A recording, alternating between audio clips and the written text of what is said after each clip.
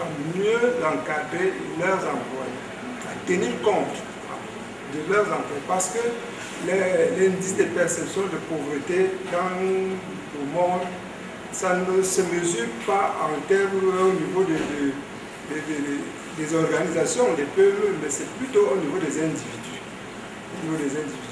Et une bonne peuple qui est en bonne santé doit avoir des ouvriers, du bon personnel qui se porte bien, qui est prêt à donner le meilleur de lui-même. Donc, c'est dans cet élan que nous voulons normalement venir au Cameroun pour amener les promoteurs à tenir compte effectivement de ce qui leur produit des richesses. Et en produisant des richesses, en étant bien de tous les contours avant de se prononcer. Je prends le cadre de votre demande d'accréditation. Qu'est-ce qui fait véritablement problème? Ça veut dire que si ça coince quelque part, on a dû vous donner une raison précise. La deuxième chose, pour rebondir sur la question de madame et votre réponse m'a toujours laissé un peu assoiffé, entre guillemets. C'est vrai que comparaison n'est pas raison, mais l'UMPME étant déjà accrédité au Gabon, on peut quand même faire un rapprochement chiffré qui permet aux uns et aux autres d'être plus ou moins édifiés. Donc, j'aurai deux autres questions ou trois. La première, je lis coordonnatrice de l'UMP au Cameroun, Madame Hansen, je crois, et je lis encore représentant résident de cette même organisation au Cameroun. Bon, je voudrais être un peu plus édifié là-dessus. L'autre question, vous avez parlé des probables appuis financiers. Je plaide peut-être pour ma chapelle, mais c'est intéressant pour nous dans le cadre de la création d'activités qui constitue une activité au FNE. Donc, les appuis financiers, ce sera de quelle nature? Ça va être des dons, ça va être des crédits, ça va être quoi concrètement? Ensuite, j'espère qu'au terme de notre rencontre, nous aurons au moins, tel que vous l'avez promis, les diverses adresses concernant les bourses pour les créateurs d'entreprises éventuellement. Enfin,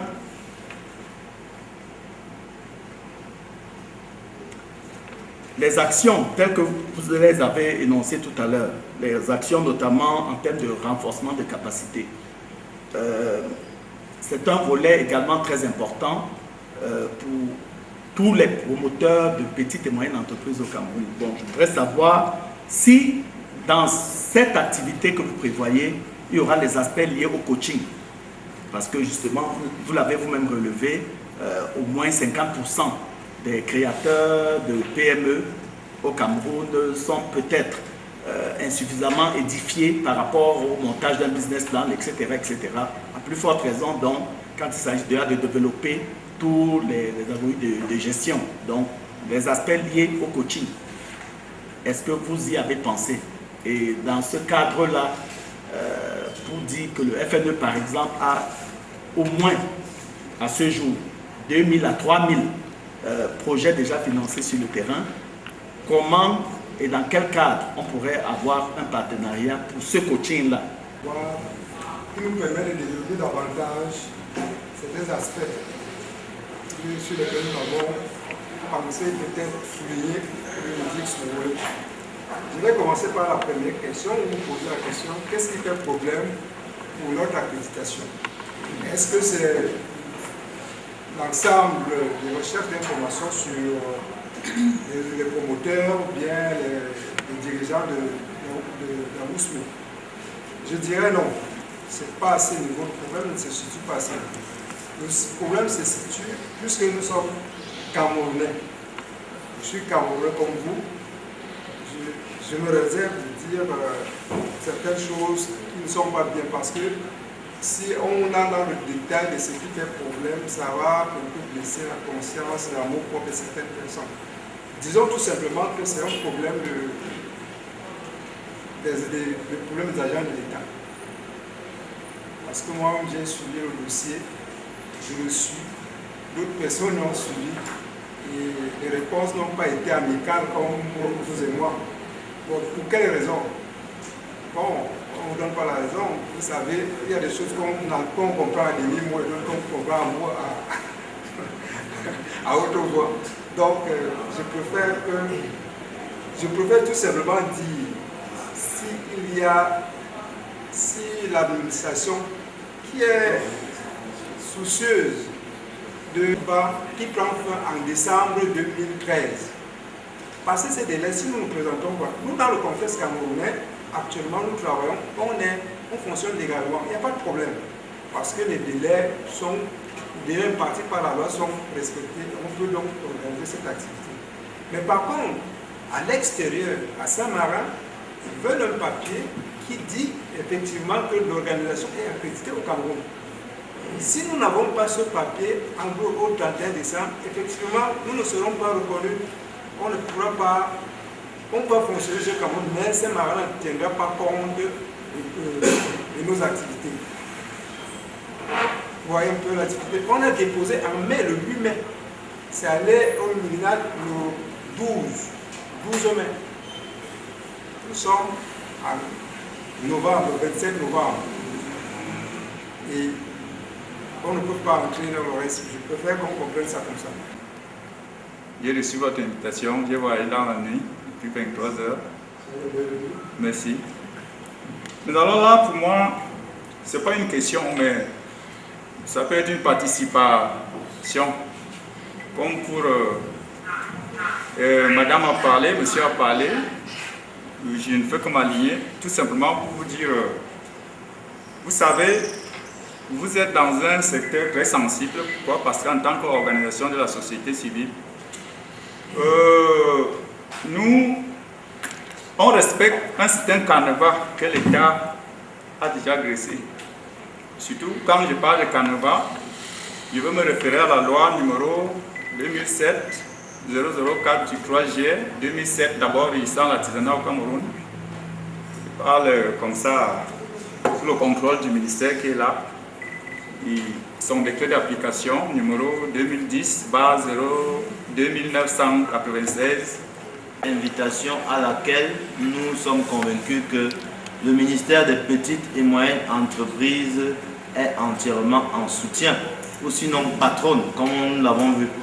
C'est la raison pour laquelle nous voulons d'abord poser la question de savoir qu'est-ce qui serait fondamentalement attendu du ministère de l'Industrie, des mines de l'industrie et du développement technologique. Ça, c'était la première. La deuxième, c'est peut-être une question, en même temps une remarque que nous faisons, une observation que nous faisons, pour dire que généralement, en matière d'octroi de siège ou encore de résident, comme on dit, si on dit il y a un représentant résident dans la nomenclature, que ce soit diplomatique ou juridique, on intègre que vous avez déjà obtenu un siège dans les formes prévues par la loi. Donc, je suppose que moi j'ai lu à la fin de la lettre, quand on présente un peu la coordinatrice, sinon la présidente de l'ONG Afrique Solidarité Suisse, on se rend bien compte qu'elle est, on a dit résidente. Je crois que c'était ça.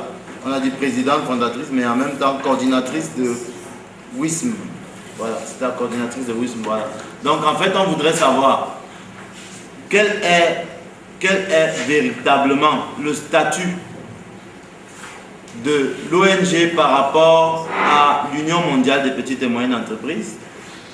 Quel est, en ce sens, le point focal, si on va dire, le référent de l'Union mondiale des petites et moyennes entreprises au Cameroun, pour que nous puissions mieux éclairer notre hiérarchie sur l'objectif de cet atelier d'information. S'il y a un plan d'action pour 2014, j'ai entendu dire tout à l'heure, je me réjouis de l'avoir entendu, qu'il y a des contributions en ce qui concerne les petites et moyennes entreprises. Je voudrais donc me poser la question de savoir, nous avons été invités comme département qui accompagne les petites et moyennes, qui accompagne les industries. Les industries et toute entreprise vouée à développer le côté technologique et innovation. C'est pour ça que nous avons été là, parce qu'au sein du ministère, nous avons des journées technologiques. que nous organisons, dans lesquels nous avons la promotion, nous entretenons, en fait, je voudrais simplement dire que nous accompagnons tous ceux qui ont des inventeurs ou ceux qui veulent avoir des brevets. Donc, qu'est-ce qui serait concrètement attendu de nous à votre niveau? Ce seraient des questions, ce seraient des choses précises que nous pouvons répercuter. Et maintenant, étant donné que vous avez dit que ces PME, ces groupements peuvent avoir des contributions, ça veut dire qu'en ce sens, peut-être que nous, les départements ministériels, ne sommes pas concernés par la question. Donc, peut-être que les précisions dans ce sens seraient les bienvenues pour que nous sachions si ça concerne seulement ces petites et moyennes entreprises et en termes de contribution, qu'est-ce que le département ministériel? Je représente ici l'UNICEF. Donc, c'est une agence des Nations Unies. Alors, j'ai d'abord un petit souci au niveau de l'organisation. C'est-à-dire que je voulais un peu regretter le fait qu'on n'ait pas assez de support par rapport à cet atelier qui me semble, d'abord on dit un atelier d'information. Nous nous attendions quand même à avoir un peu plus de support par rapport à ces présentations que vous avez faites. Peut-être la vulgarisation des choses comme le site, peut-être des dépliants. Parce que, après tout, les paroles s'envolent et puis, surtout vous êtes restés avec toutes vos présentations dans vos machines. Donc je voulais quand même souhaiter peut-être que, ne serait-ce que ces supports, qu'on puisse les avoir. Si, donc à la fin de cette session, si on peut avoir des indications pratiques pour pouvoir accéder à ces documents. Bon, ceci dit, comme j'ai dit tout à l'heure, vous savez, l'UNICEF, c'est une agence des Nations Unies dont notre mandat, c'est la réalisation des droits des enfants partout dans le monde. Donc, lorsque nous avons reçu cette invitation, un peu,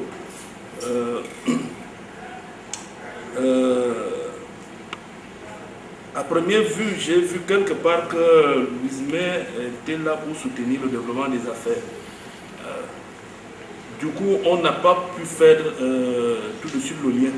Mais étant donné l'UNICEF, c'est vrai, c'est une organisation au départ qui était une agence humanitaire, mais qui de plus en plus évolue vers une agence de développement. C'est pour ça que où j'ai vu là comme une organisation qui soutient, avec je crois, des photos à l'appui, qui faisait un peu dans l'humanitaire. Alors du coup, je me suis réjoui de ma présence ici. Alors, ma question est simple. L'UNICEF travaille avec deux catégories de partenaires, deux formes de collaboration principales. On a ce qu'on appelle un peu les partenaires de mise en œuvre, parce que n'oublions pas que l'UNICEF, même déjà, c'est un fonds, comme on dit, Fonds des Nations Unies pour l'enfance. Ça veut dire que c'est une organisation qui recueille les fonds et qui les met, qui fait la distribution des partenaires pour la mise en œuvre de ces programmes. Et d'autre côté, l'UNICEF recueille les fonds. Donc, je voulais savoir, l'UNICEF peut se placer par rapport à mon organisation, donc, comme partenaire de mise en œuvre de ces programmes de développement, ou alors comme donateur, parce que l'UNICEF recueille aussi des fonds, des partenaires, ou alors des donateurs, vous savez, comme les Bill Gates, les fonds, on a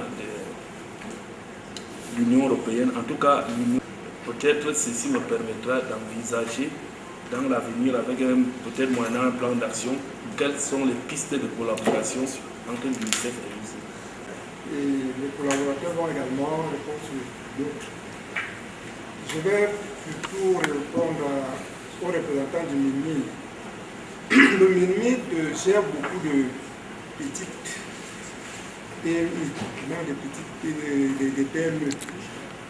Et je crois que si nous avons fait appel au MINMI, c'est parce que nous savons que dans la plupart des départements ministériels, il y a toujours de petites entreprises qui les côtoient ou alors qui nous encadrent. Et notre objectif par cet appel, c'est que ces ministères puissent ne serait-ce que vulgariser l'information auprès de leurs membres. Et en plus, sachant que l'État ne peut pas tout faire. Comme je disais, je souvenais tout à l'heure au président des artisans, là, je crois que il soulignait quelque chose, l'État est là, l'État a tout, mais l'État ne peut pas tout faire. C'est peut-être être en organisation syndicale aussi. Bon, excusez du français, c'est une implantation sous-régionale, c'est-à-dire un peu comme avec la BEAC, où va s'implanter le siège. Les autres pays, chacun a tiré couverture de son côté. Le Congo a usé d'astuces en termes de malice. Il dit qu'au Cameroun, c'est pas bon, les indices de corruption, les indices de ceci. C'est ce que le Congo a fait. Le Gabon, par contre, a adopté sur une autre approche. Le Gabon, qu'est-ce que le Gabon a fait? Le gouvernement gabonais a carrément accompagné la délégation pour Ousmi en offrant des sous. Je ne sais pas si je dois donner le montant, mais le Gabon, le gouvernement gabonais a remis à la délégation Ousmi Gabon des sous pour l'implémentation, pour les sièges et pour les activités de Ousmi. Et ce n'est pas le cas au Cameroun. Et ces faits remontent à Saint-Marin. Cela veut dire que quoi? Ça montre un certain, peut-être un laisser-aller ou bien peut-être pas une certaine réelle motivation du côté du Cameroun. Mais par contre, Ousmi, au niveau international, a déjà fait une lecture. Vous savez, quand on fait une étude, on fait d'abord la lecture de l'environnement. Ils savent qu'en termes de stabilité économique et même du climat des affaires, le Cameroun est propice. Et ça permet de justifier aussi ou de rectifier un mot. On a dit dans l'objet des lettres, on a parlé de partenaire à la promotion de l'entrepreneuriat et à la démocratie économique. Si on ne met pas le mot économique, ça peut prêter à confusion. Ce n'est pas un parti politique. Ousmi n'est pas un parti politique. On parle de démocratie économique parce qu'on voit derrière l'activité économique les aspects sociaux. Donc il était question de ça. Bon, pourquoi Ousmi invite le ministère des Industries, le ministère des Mines, de l'Industrie et du Développement technologique? D'entrée des jeux, nous avions parlé ici, nous avons présenté le contexte de l'émergence du Cameroun. S'il fallait seulement parler du domaine des industries extractives, aujourd'hui il y a un nouveau concept de plus en plus récurrent qu'on appelle le contenu local. Les entreprises artisanales se développent, créent des emplois et deviennent plus compétitives. Il faut que son dispositif d'accompagnement et d'appui aux entreprises soit connu afin de relever le défi de la pauvreté et d'amélioration des conditions de vie des populations. Cet atelier a fixé le cadre de coopération avec les États, les associations professionnelles des PME-PMI et les promoteurs des PME-PMI. Les facilitateurs du dit atelier vous exhortent à adhérer à Ousmi. Nous sommes d'avis que vous gagnerez à vous ouvrir au monde, car le Cameroun, depuis 2003, s'est résolument orienté vers un processus de mondialisation en adoptant une stratégie nationale de compétitivité en relation avec plusieurs de ses partenaires au développement. Notre souhait est que Ousmi en fasse bientôt partie. Mesdames et messieurs, cet atelier d'information aura eu un impact significatif sur les promoteurs des PME-PMI et l'artisanat. L'atelier aura également soutenu la dynamique nationale en faveur des outils de promotion et les mesures incitatives citées et déjà mises en œuvre pour apporter un encadrement approprié aux PME. Le ministre des Petites et Moyennes Entreprises, de l'Économie sociale et de l'Artisanat, tout en exprimant sa satisfaction à avoir pris part à l'atelier, exhorte les promoteurs des PME-PMI et les artisans à s'en approprier. Sur ce, je déclare clos les travaux du premier atelier national d'information sur la World Union of Small and Medium Enterprises Ousmi. Je vous remercie pour votre bienveillance.